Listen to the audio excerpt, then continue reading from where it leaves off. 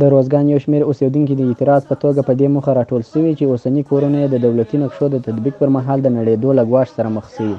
دوی وایي د خپلو اصلي سیمو څخه د جګړو له امله ترینکوټ ښار ته راغلي وو او دلته یې د اوسېدو لپاره کورونه جوړ کړي وو، خو اوسني کورونه یې د اصلاحي پلان عملي کېدو پر مهال د نړېدو له ګواښ سره مخ دي. دوی غوښتنه کوي چې د سرپناه لپاره دې بدیل ځای ورکړل سي تر څو بې برخلیکه پاتې نه سي. د یوه طرفه څه جنګي حالات د ولسوالیو خلک راپراره دي، یو خونه نه پیدا کېږي، د بل طرفه څه د خلکو اقتصاد دغونه ضعیفه دی چې د یوه دیوال دغم دی نشي برابرولی.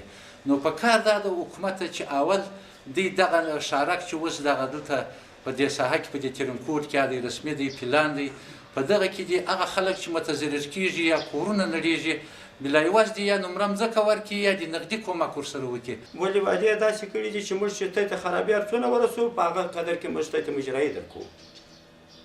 زما پر سره باندې په یوه کنجاک باندې ننباس پر بل کنجاک یې باسي برته د خپلې مځکې سره پیچلی دی سړک ایحات یې راسي دغه سړک دې وګوري بالکل موږ د دوی په نقشه باندې خوشحاله یو. د ترینکوټ ښاروالۍ مسؤلین بیا وایي د خیروکارۍ سیمې تر اصلاحي پلان عملي کېدو وروسته به هلته سملاسي خدمات پیل او خلکو ته به بېلابېلې اسانتیاوې برابرې سي.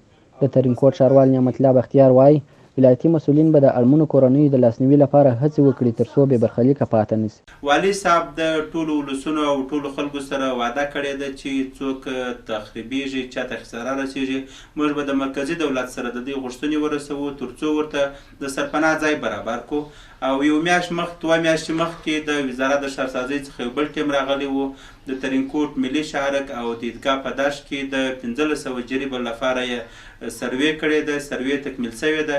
په روزګان کې وروستۍ 4 کلنۍ جګړې زرګونه خلک دې ته مجبوره کړي چې د سر خوندي کولو لپاره له کلیوالو سیمو څخه مرکز ترینکوټ ته کډوال سي.